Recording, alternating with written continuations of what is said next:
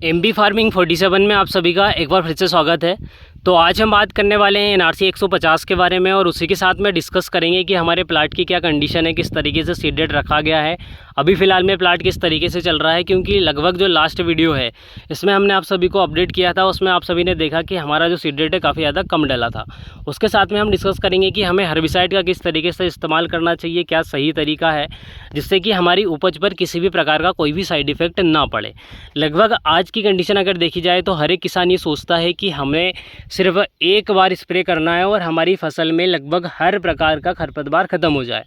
लेकिन अभी तक ऐसा कोई भी केमिकल बना नहीं है या फिर कोई भी ऐसी दवाई बनी नहीं है जो कि एक बार के स्प्रे में लगभग सभी प्रकार के खरपतवार को ख़त्म कर दे और आपकी फसल पर किसी भी प्रकार का कोई भी साइड इफ़ेक्ट ना हो। फिलहाल में अगर प्लाट की कंडीशन देखें तो इसको ओवरऑल 33 दिन पूरे कंप्लीट हो चुके हैं, लेकिन अभी भी अगर आप इसको क्रॉस में देखोगे इस तरीके से तो भी आपको खेत थोड़ा सा खाली दिखेगा। अब इसकी मेन कंडीशन ये बनी थी कि जब हमने इसकी बुआई की थी उसके बाद लगभग 10 से 15 दिन तक कंटिन्यू बारिश हुई नहीं थी, तो इस वजह से हमारा सीड रेट जहाँ हमने 35 kg पर एकड़ के हिसाब से डाला था वहाँ सिर्फ 25 kg पर एकड़ के हिसाब से ही रह गया था, और कुछ जगह आपको ये खाली दिख रही होगी। अब कंडीशन ये थी इस प्लाट की कि इसको बखर के डबल से बोना था, लेकिन एनआरसी 150 ऐसी वेराइटी है कि अगर आपका इसको सिंगल प्लाट भी अगर प्लांट अगर डालोगे तो भी इसकी हाइट बहुत अच्छी हो जाती है, और अगर प्लांट अप संख्या कम है तो इसमें ब्रांच निकालने की कैपेबिलिटी भी बहुत ज़्यादा है। इसलिए क्या है कि हमने इस वैरायटी को बिल्कुल रखा है 25 kg पर एकड़ के हिसाब से भी सीड रेट डला है, उसके बाद भी बहुत बढ़िया तरीके से लगी हुई है, सफिशेंट लगी हुई है, और इसका प्रोडक्शन भी आगे चल के थोड़ा सा अच्छा ही मिलेगा। अभी 33 दिनों के बाद इसमें फ्लावर आना स्टार्ट हो चुका है और इसकी ब्रांचिंग भी निकलना स्टार्ट हो चुकी है। देखिए इसमें वाइट कलर के फ्लावर आते हैं, इसमें ब्रांचिंग अगर देखेंगे तो नीचे से निकल रही है। उसका प्लस पॉइंट ये है कि नीचे से 8 इंच ऊपर से इसमें फ्लावर और ब्रांचेस निकलती हैं, ताकि क्या है कि इसको मैकेनिकल हार्वेस्टर से आसानी से काट सकें। इसके साथ सेमी डिटर्मिनेट वेराइटी है, तो इसमें 35 दिनों से लेकर लगभग 80 दिनों तक फ्लावर कंटिन्यू चलते रहते हैं। लगभग 45 से 50 दिन तक इसमें फ्लावर रहते हैं, तो इसकी वजह से क्या है कि इसका प्रोडक्शन भी बिल्कुल शानदार मिलता है। अगर कितनी ही बेकार कंडीशन आ जाए तो भी ये जो वैरायटी है 4 से लेकर 5 कुंटल पर एकड़ से कम इसका प्रोडक्शन आपको नहीं मिलेगा, क्योंकि इसमें बहुत ज़्यादा समय रहता है फ्लावर निकालने का। इसलिए क्या है कि इसमें कहीं ना कहीं आपकी पोर्ट सेट होने की व्यवस्था बनी जाती है। बाकी जो दूसरी वैरायटियों में क्या होता था कि अगर फ्लावरिंग स्टेज पर कंटिन्यू बारिश हुई तो उस समय क्या होता है कि थोड़ी सी कंडीशन ऐसी बनती है जिसमें कि फल से फूल बनने की जो प्रक्रिया रहती है, इसमें क्या होता है कि बहुत ज़्यादा जो बारीक बारीक पोट रहते हैं, फलियाँ रहती हैं, इनके गिरने की थोड़ी सी समस्या हो जाती है। लेकिन इस वैरायटी में ऐसा कहीं से कहीं तक नहीं होगा। इसका ये प्लस पॉइंट है सेमी डिटर्मिनेट होने का।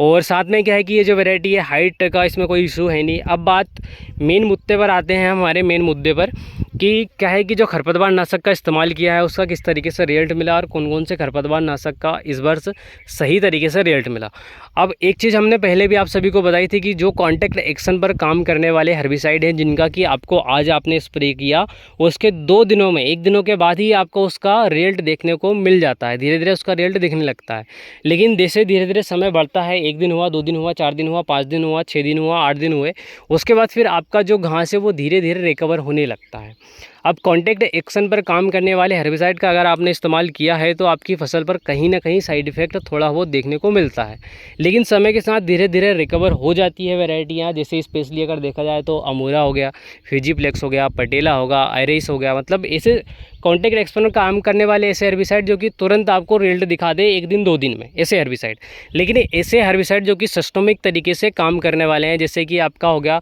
परसूट हो गया, क्लोबिन हो गया, तो ये जो चीज़ें होती हैं ये क्या है कि ये जो खरपतवार नाशक है ये बहुत लंबे समय का इंतज़ार करना पड़ता है, उसके बाद फिर इसका धीरे धीरे रिजल्ट देखने को मिलता है। अभी क्या है, कई किसान ये सोच रहे थे कि हमारी जो दोंगली रहती है जिसको कि अपना मोथा बोला जाता है, ये इसके ऊपर भी इसका रिजल्ट है क्या परसूट का, क्लोबिन का। तो स्पेशली अगर देखा जाए तो 8 साल 10 साल पहले क्या होता था कि सिर्फ परसूट और क्लोबिन ही चलती थी, इसके अलावा दूसरा कोई खरपतवार नाशक मार्केट में नहीं आया था। तो किसान ने करता था कि सिर्फ एक खरपतवार नाशक जो कि क्लोबिन और परसूट इसका इस्तेमाल करता था, और धीरे धीरे जैसे उसकी फसल बढ़ती जाती थी, फ्लावरिंग स्टेज पर आती जाती थी, धीरे धीरे उसका है खरपतवार नीचे सूखता जाता था, बैठता जाता था, और धीरे धीरे उसकी फसल की ग्रोथ बढ़ती जाती थी। तो ये कंडीशन बनती थी। अब किसानों को क्या है कि जो सिस्टमिक तरीके से काम करने वाले हर्बिसाइड है उन पर इतना भरोसा रहा नहीं कि यार अगर इनका स्प्रे करेंगे और रिजल्ट नहीं मिला तो, क्योंकि समय भी निकल जाएगा 15-20 दिन में, अगर 15-20 दिन तक अगर हम इंतज़ार करेंगे तब तक तो हमारी फसल बड़ी हो जाएगी और रिजल्ट नहीं मिलेगा तो घास बहुत ज़्यादा हो जाएगा। तो इस कंडीशन में क्या है कि फिर किसान फंस जाते हैं और फिर सिस्टमिक तरीके की ज़रा कॉन्टैक्ट एक्शन पर काम करने वाले हर्बिसाइड का इस्तेमाल करने लगते हैं, जिसका कि रिजल्ट तुरंत देखने को मिलता है, लेकिन बाद में उसका रिजल्ट नहीं देखने को मिलता। मतलब आपका जो खरपतवार है वो धीरे धीरे रिटर्न करने लगता है। अब क्या है कि हमने इसमें सिर्फ क्लोबिन और परसूट डाला था, और इसका अगर रिजल्ट देखा जाए, वैसे मैं आपको थोड़ा सा प्रैक्टिकली दिखा देता हूँ कि क्लोबिन और परसूट भी अगर आप डालते हैं तो इसका रिजल्ट भी आपको देखने को मिलता है। कहीं ना कहीं इसका रिजल्ट आपको देखने को बिल्कुल मिलेगा, लेकिन इसकी मात्रा आपको सही लेनी पड़ती है। अगर आपने इसको 3 एकड़ से ज़्यादा में स्प्रे लिया तो आपकी कंडीशन ये बन जाएगी कि आपका खरपतवार है वो सही तरीके से आपको कंट्रोल इस पर आपको देखने को नहीं मिलेगा। अब मेन चीज़ ये आती है कि अगर हम सही तरीके से इसको कंट्रोल करेंगे तो हमारी फसल पर भी हल्का फुल्का अटैक पड़ेगा, लेकिन इसका अगर आप सही तरीके से इस्तेमाल नहीं करते हैं तो आपका खरपतवार भी कंट्रोल नहीं होगा और फसल भी आपकी बड़ी हो जाएगी। तो क्या है कि कई किसान ऐसा यूज़ करते हैं। अब स्पेशली बात ये आती है कि जब खरपतवार नाशक का इस्तेमाल करते हैं तो उस समय क्या होता है कि कई किसान ये सोचते हैं कि हमारे जो खेत है या फिर प्रति एकड़ के हिसाब से 100 लीटर पानी लगता है, लेकिन कंडीशन ये बनती है कि 100 लीटर की जगह सिर्फ 80 लीटर प्रति एकड़ ही पानी लग जाता है। इससे मतलब ज़्यादा पानी ही नहीं लग पाता, क्योंकि उस समय आपकी जो फसल है बहुत ज़्यादा छोटी रहती है, तो व्यक्ति को सही तरीके से चलने का, कवरेज करने का थोड़ा सा एरिया ज़्यादा मिल जाता है। जब आपकी फसल धीरे धीरे बड़ी होती जाएगी तो फिर आपका जहाँ पर आपको 70 लीटर प्रति एकड़ के हिसाब से पानी लग रहा है वहाँ 80 लीटर प्रति एकड़ के हिसाब से लगेगा। उसके बाद फिर अगर बात करें तो धीरे धीरे आपका जो मतलब 1 एकड़ में जो वाटर कैपेसिटी है, जहाँ आपको पानी लग रहा है कम, जैसे 70 लीटर लग रहा है प्रति एकड़ के हिसाब से, तो वो धीरे धीरे 80 जाएगा, 90 जाएगा, 100 जाएगा, 110 जाएगा, 120 भी जाएगा। तो जैसे जैसे फसल बड़ी होती जाती है वैसे वैसे आपका जो पानी का डोज है वो भी बढ़ता जाता है। अब मेन चीज़ ये आती है कि किसान जो घोल बनाते हैं उसमें क्या होता है कि अगर आप 3 एकड़ का बनाते हैं तो वो 3.5 से 4 एकड़ का बन जाता है। अब अगर 4 एकड़ का बन भी गया तो भी क्या है कि आपको कहीं ना कहीं थोड़ा बहुत रिजल्ट तो देखने को मिलेगा, 75% रिजल्ट देखने को आपको मिल जाता है। लेकिन क्या होता है कि जो किसान 4 एकड़ का बनाते हैं उनका 5 एकड़ का बन जाता है। अब 5 एकड़ का बन गया तो फिर आपकी फसल को सही तरीके से आपको रिजल्ट देखने को नहीं मिलेगा। अब ये देखिए, मोथा और बोखना पर इसका हल्का फुल्का रिजल्ट तो आपको देखने को मिलेगा, लेकिन क्या होता है कि मोथा और बोखना के ऊपर जब आप इसका स्प्रे करते हैं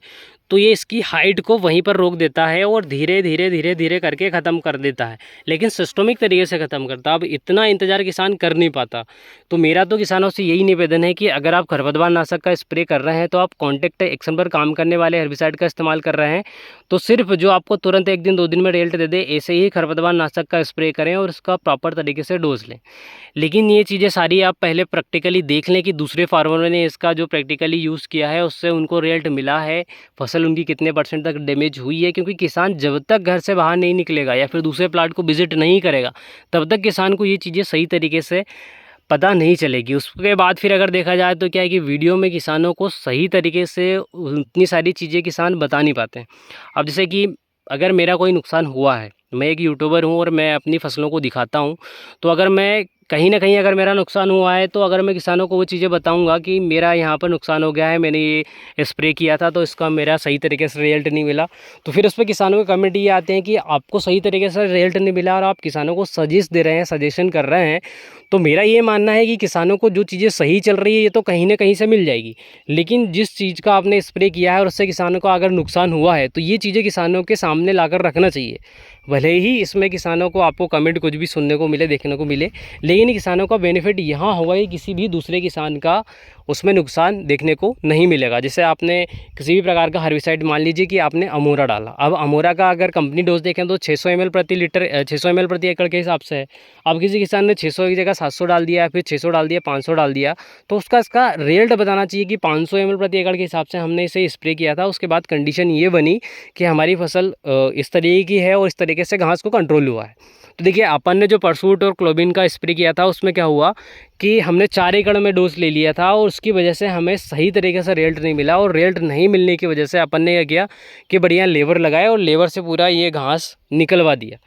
अब क्या है कि अगर फिर से स्प्रे करते तो फसल के ऊपर थोड़ा सा ज़्यादा साइड इफेक्ट हो गया, और फसल के ऊपर साइड इफेक्ट हो गया मतलब आपका प्रोडक्शन गया। अभी जो सेमी डिटर्मिनेट वेराइटियाँ ये तो कहीं ना कहीं से थोड़ा बहुत रिकवर हो जाती हैं, लेकिन जो वेराइटी सेमी डिटर्मिनेट नहीं है, जैसे ब्लैक बर्ड हो गया 2172 हो गया 2117 हो गया, ये जो वेराइटी है कैसे रिकवर करेंगी, क्योंकि इनकी जो हाइट लेने की कैपेबिलिटी है लगभग 40 दिन या 45 दिन 50 दिन, इसके बाद फिर ये हाइट नहीं ले पाती, ये कंडीशन रहती है।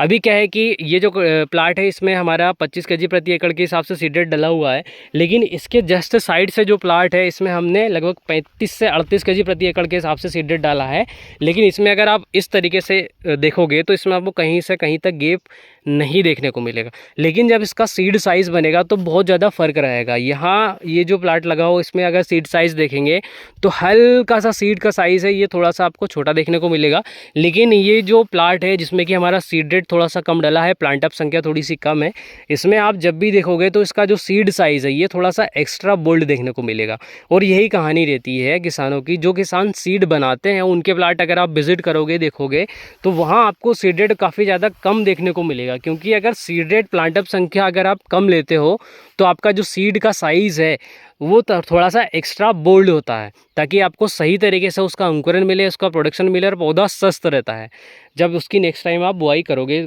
तब।